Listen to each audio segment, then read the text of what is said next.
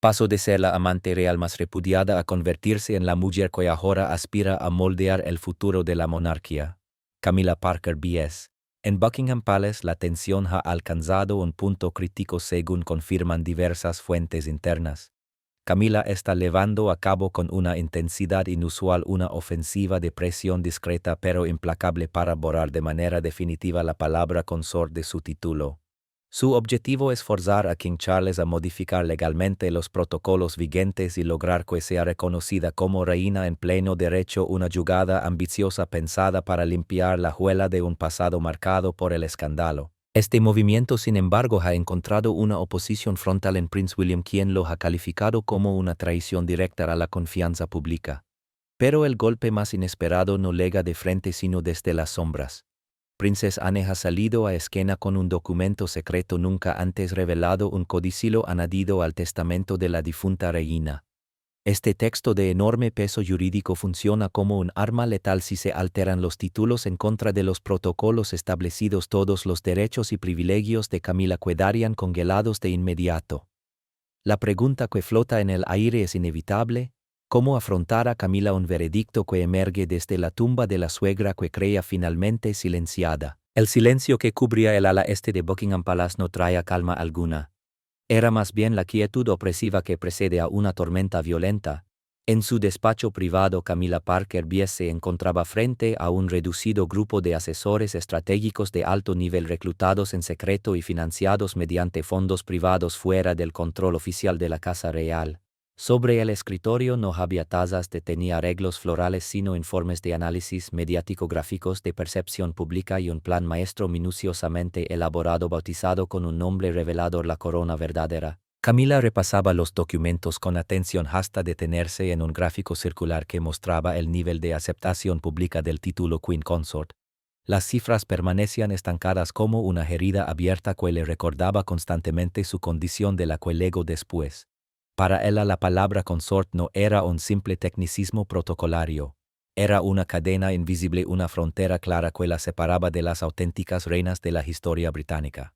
Ese término subrayaba ante el mundo que su posición existía únicamente por su matrimonio con Charles, no por una legitimación simbólica, ni por el destino, ni por la voluntad popular. Camilla no quería ser recordada como la esposa que camina junto al rey. Aspiraba a quedar registrada como la reina del reino. Fue entonces cuando Mark Balland, un veterano estratega mediático que en el pasado había ayudado a Charles a reconstruir su imagen tras la muerte de Diana, rompió el silencio. Presentó la primera fase del plan, una operación de reposicionamiento de marca. La estrategia no buscaba atacar directamente las normas reales, sino transformar poco a poco la percepción colectiva, haciendo que la eliminación del término consort pareciera una evolución natural de una nueva etapa histórica y no el resultado de una ambición personal. La maquinaria se puso en marcha a la mañana siguiente. Una red cuidadosamente coordinada de periodistas afines, comentaristas especializados en la realeza y cuentas influyentes en redes sociales comenzó a operar a máxima intensidad, sembrando el relato que Camilla llevaba años esperando imponer. Los textos no aparecieron como piezas sensacionalistas propias de la prensa amarilla. Se deslizaron con sutileza en editoriales, análisis políticos y columnas históricas de diarios influyentes como The Times, The Telegraph y Daily Mail. Cada palabra estaba calculada con una sofisticación extrema.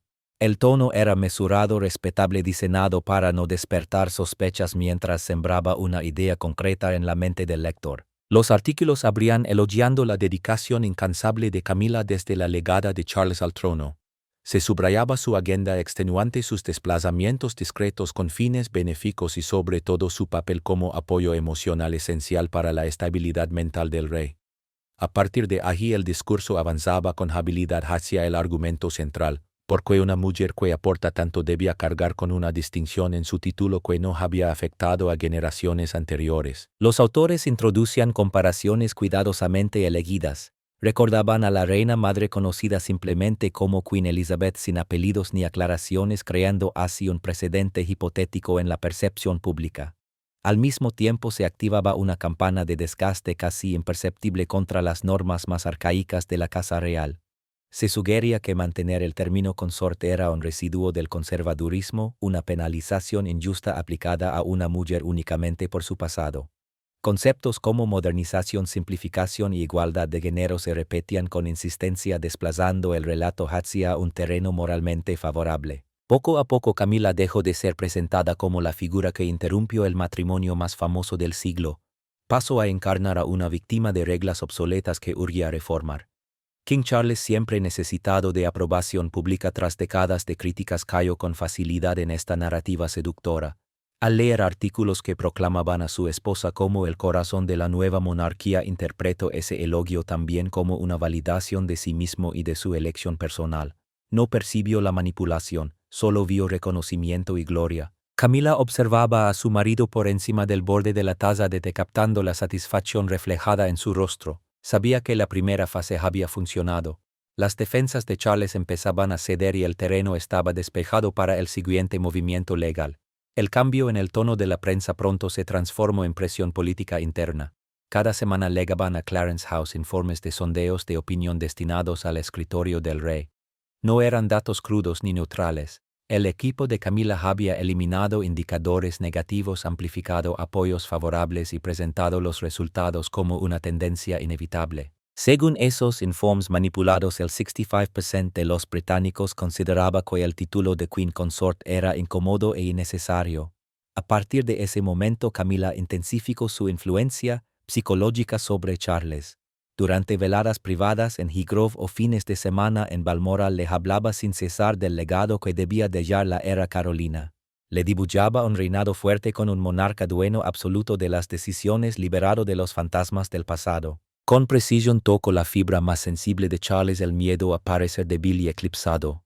«Eres el rey», Charles le decía mientras paseaban por los jardines con un tono que mezclaba estímulo y reproche velado. «Si no puedes proteger el honor de tu esposa, ¿cómo convencerás a tus súbditos de que puedes proteger al país?». Insistía en que la palabra consort no solo la rebajaba a ella, sino que erosionaba su propia autoridad. Esas frases actuaron como sal sobre una herida abierta en el orgullo del monarca. Tras 70 años de espera, Charles estaba obsesionado con demostrar que merecía el trono. Anhelaba un reinado distinto, marcado por decisiones firmes y personales. Llegó a convencerse de que coronar oficialmente a Camila y situarla al mismo nivel que las reinas del pasado sería la prueba definitiva de su poder absoluto. A mediados de noviembre, Charles convocó en secreto a Sir Clive Alderton, su secretario privado y mano derecha, para una reunión a puerta cerrada. No se levantaron actas ni se llamó a los asesores jurídicos habituales. En ese encuentro, el rey ordenó la redacción de un documento con un título revelador: Borrador de reforma de los títulos reales. El núcleo de aquel borrador proponía una modificación directa de la ley de regencia y de los documentos vinculados a la coronación, con un objetivo muy concreto: que la esposa del rey pasara automáticamente a ostentar el título de reina, eliminando por completo la exigencia legal del término consort. No se trataba de un ajuste menor ni simbólico, sino de una alteración profunda del equilibrio constitucional cuidadosamente construido durante décadas. Sir Clive, hombre prudente y plenamente consciente de la sensibilidad constitucional del asunto, intentó frenar la iniciativa. Advirtió sobre la reacción que podía desatarse en el Parlamento, en la Commonwealth y sobre todo entre quienes aún veneraban la figura de la difunta reina Isabel II y la memoria de la princesa Diana. Sin embargo, Charles, embriagado por la ilusión de una nueva pareja real poderosa y unificada, desestimó todas las advertencias. Sostenía que el Parlamento no se atrevería a rechazar una petición personal y cargada de simbolismo proveniente del propio monarca, más aun cuando la prensa parecía alinearse con la narrativa favorable. Impuso además un plazo urgente: el documento debía estar terminado y listo para enviarse al primer ministro antes del receso navideño. Quería convertirlo en un gesto histórico, un regalo destinado a marcar el inicio de una nueva era. Ese exceso de confianza le hizo bajar la guardia. Charles no sospechó que dentro del propio engranaje administrativo de Clarence House, aparentemente leal sin fisuras, aún había personas que se sentían obligadas por su juramento a proteger la monarquía constitucional original. Funcionarios que consideraban sagradas las últimas voluntades de la reina Isabel II. Uno de ellos consiguió sacar una copia del borrador junto con anotaciones sobre las instrucciones verbales del rey, utilizando un antiguo canal de comunicación cifrado. Esa información no viajó lejos, su destino fue Kensington Palace, donde el príncipe William se encontraba trabajando. La noticia del borrador secreto cayó sobre William como una ducha de agua helada. Estaba en su despacho revisando planes relacionados con el premio Earthshot cuando su dispositivo de comunicación segura vibró. Al leer los mensajes y observar las imágenes filtradas del texto sintió como una ira fría le recorría la espalda.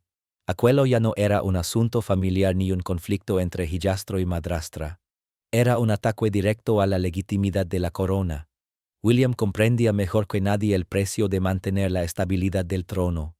Había visto a su abuela dedicar toda su vida a construir credibilidad sobre la base de la humildad y el respeto absoluto a las normas. Cambiar el título de forma unilateral no solo suponía una ruptura con la declaración hecha en 2005 al casarse Charles y Camila, sino también una afrenta directa a los deseos expresos de Isabel II manifestados durante su jubileo de platino, cuando dejó claro que Camila debía ser conocida como reina consorte ni más ni menos. Sin perder tiempo, William ordenó a su equipo de seguridad que preparara el coche de inmediato.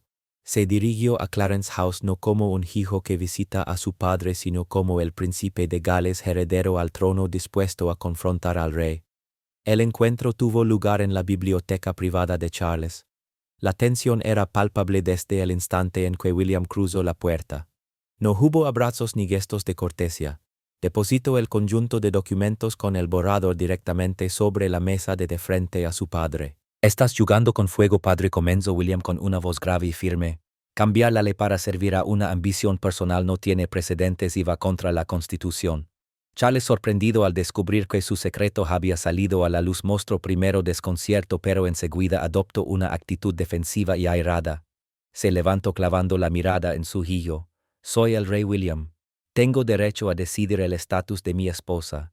Ha trabajado incansablemente por esta familia. Merece respeto». «El respeto no nace de un título», replicó William sin titubear. «Se gana con los actos y con la aceptación del pueblo».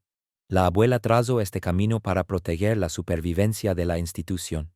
Si eliminas la palabra consorte, estás borrando la última línea de protección. Estás desafiando la memoria de millones que aún recuerdan a mi madre y veneran a la abuela.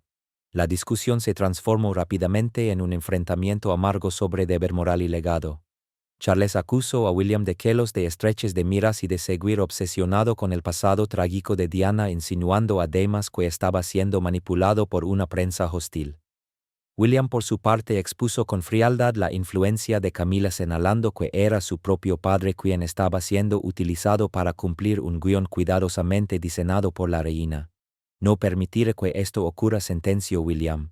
«No permitiré que el legado de la abuela sea distorsionado». «No tienes ningún derecho a detenerme», gritó Charles golpeando el escritorio con la mano mientras la biblioteca parecía encogerse bajo el peso de una ruptura que ya no podía ocultarse. «El proyecto de ley será presentado y tú como príncipe tienes la obligación de respaldarlo públicamente. Es una orden». William observó a su padre y reconoció en su mirada una mezcla peligrosa de desesperación y terquedad propia del hombre más poderoso del Reino Unido.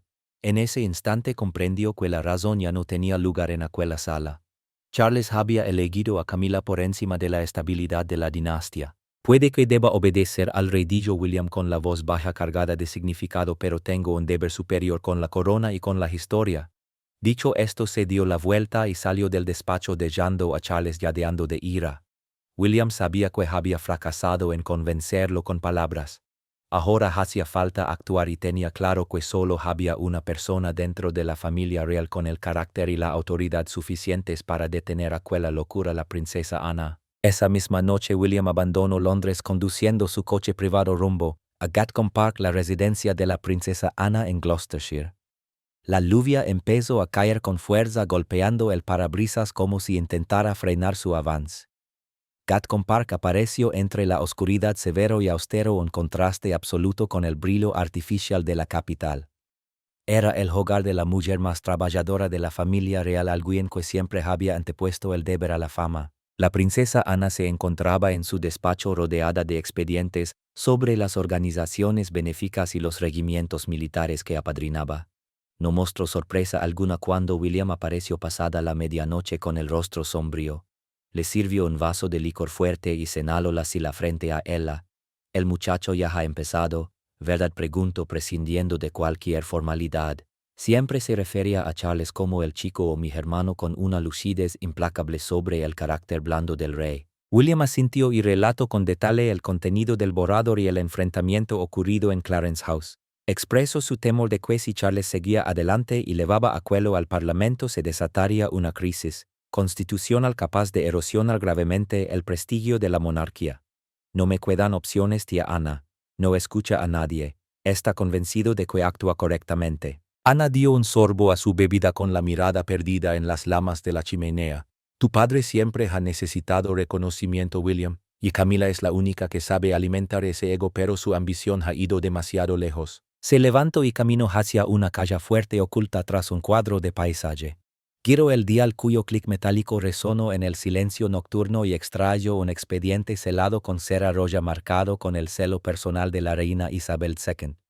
Tu abuela no era ingenua, dijo Ana al volver a la mesa y dejar el archivo frente a él. Mi madre previó este escenario hace años. Sabía que una vez ausente Charles sería vulnerable a las palabras dulces. Por eso dejó un último mecanismo de seguridad. William fijó la vista en el dossier. La advertencia máximo secreto abrir solo en caso de emergencia relacionada con la sucesión y los títulos le llamó de inmediato la atención. ¿Qué es esto?, preguntó. Un apéndice del testamento, explicó Ana con voz firme. Fue redactado por los mejores juristas constitucionales y firmado apenas 2 semanas antes de que madre falleciera. No interfiere con el derecho de Charles a reinar, pero controla aquello que él más necesita para sostener su ilusión de poder, el dinero.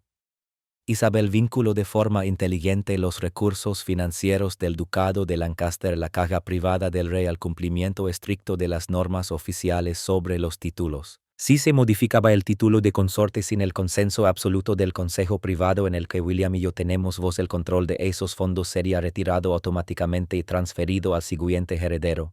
Guardamos silencio para darle a Charles la oportunidad de demostrar que podía ser un buen rey, añadió Ana, pero ahora ha elegido el camino equivocado. Necesitamos que Charles y Camila crean que están a punto de ganar. La próxima recepción diplomática será el escenario perfecto para actuar. William comprendió de inmediato la intención de su tía. Aquello no se limitaba a frenar un proyecto de ley. Era un castigo psicológico cuidadosamente calculado, una humillación necesaria para sofocar de una vez por todas la ambición de Camila.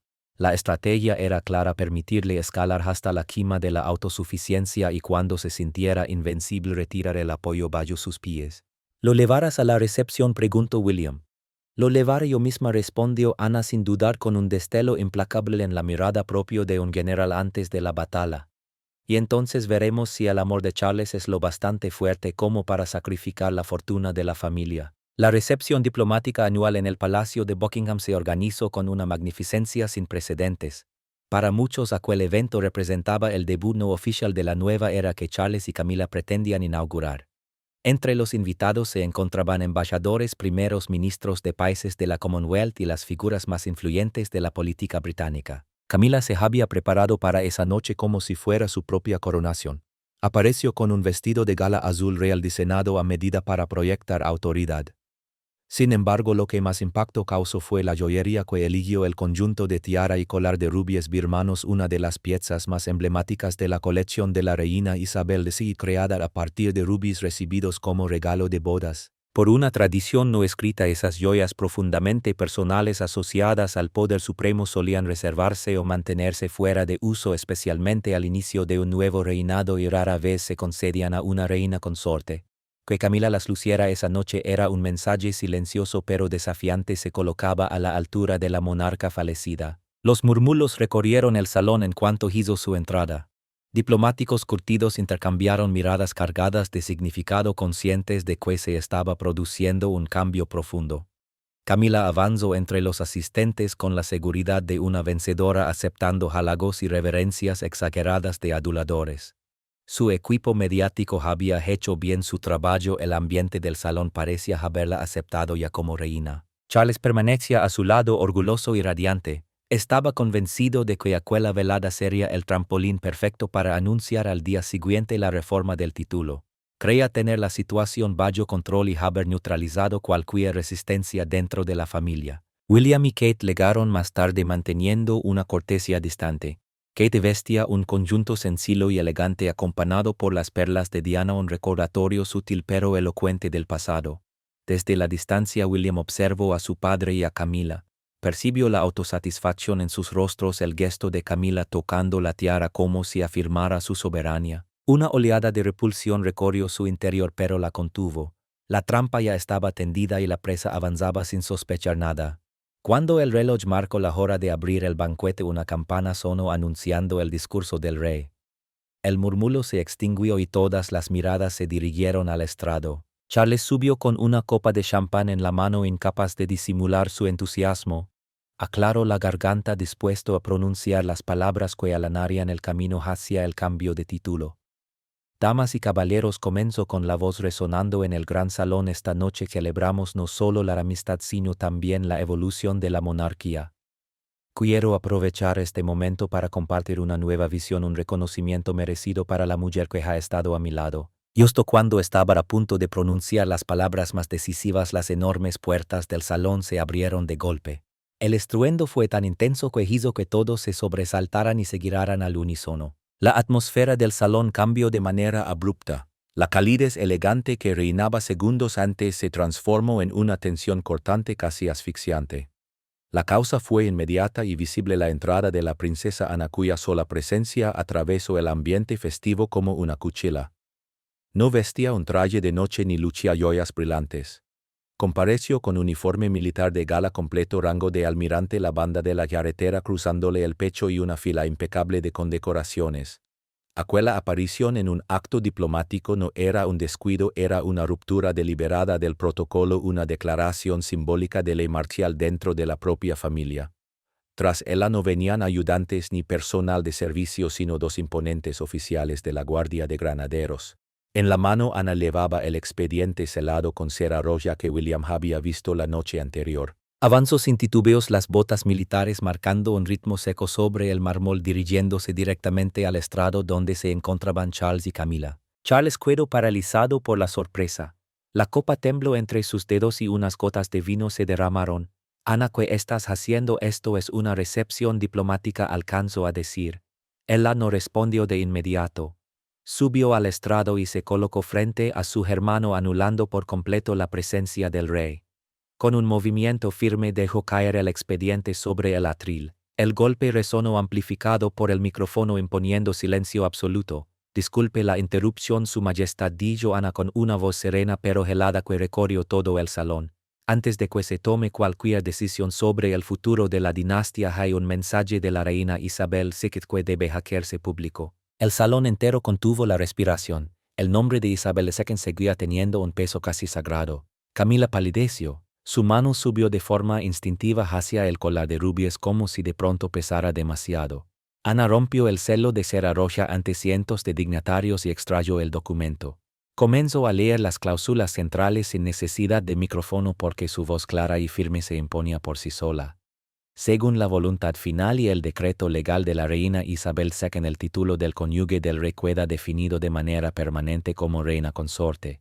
Cualquier intento de modificar, suprimir o alterar ese título mediante legislación o decreto real sin el consenso del Consejo Privado activará automáticamente la cláusula de protección patrimonial. Ana hizo una breve pausa, sostuvo la mirada de Charles y entonces asestó el golpe definitivo.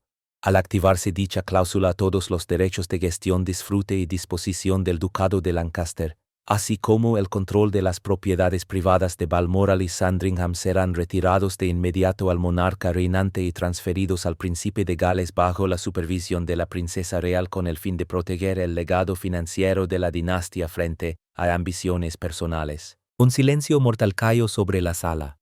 Ni siquiera los diplomáticos más curtidos lograron ocultar su conmoción. Aquello no era una advertencia, era una sentencia. Incluso desde la tumba, Isabel II mantenía a Charles atado por una cadena económica imposible de romper. El rey quedó inmóvil. Comprendía mejor que nadie lo que aquello significaba. El ducado de Lancaster era su sostén vital, la fuente que financiaba su estilo de vida, los palacios, el personal y también la posición de Camila. Perderlo suponía convertirse en un rey sin recursos, dependiente por completo de la asignación de William. Su poder real se evaporaría en un instante. Camila miró a Charles suplicante esperando una reacción, una objeción, un gesto de autoridad. Pero lo único que vio fue a un hombre envejecido, tembloroso, despojado de toda seguridad. La confianza de Charles se derrumbó por completo. Bajó la vista hacia William, que permanecía de pie al pie del estrado con una expresión grave, sin rastro de triunfo, solo determinación. En ese instante Charles comprendió que había perdido. No podía enfrentarse a la voluntad de su madre. No podía luchar contra el dinero. Y tampoco podía vencer la alianza de su hijo y su hermana. A la mañana siguiente el cielo de Londres amaneció sorprendentemente despejado tras la tormenta nocturna. Pero entre los muros espesos del palacio un nuevo orden ya había quedado establecido. No hubo ningún comunicado oficial sobre lo ocurrido la noche anterior, pero la información corrió entre la élite como una chispa empullada por el viento. El borrador de la reforma de títulos reales fue eliminado de inmediato. Sir Clive Alderton recibió la orden directa de destruir por completo el documento y todas las notas asociadas. En las redacciones, los artículos que elogiaban a Camila y promovían la eliminación del término consorte desaparecieron o fueron relegados discretamente a secciones secundarias. Mark Balland y el equipo de asesores mediáticos de Camila fueron apartados en silencio bajo el pretexto de una reorganización interna. Nada se explicó públicamente, pero todo el mundo entendió que una línea invisible había sido cruzada y corregida. Durante los 3 días siguientes, Charles se encerró en su despacho de Clarence House. Rechazó audiencias y visitas, aceptando ver únicamente a William. En ese encuentro privado se redefinieron las reglas de funcionamiento de la monarquía con la supervisión directa de William y Ana. Charles conservó la corona y el título de rey, pero el ejercicio real del poder quedó repartido y estrictamente vigilado. A partir de entonces, cualquier decisión relevante, desde nombramientos y finanzas hasta estrategia pública, debía contar con el visto bueno del príncipe de Gales.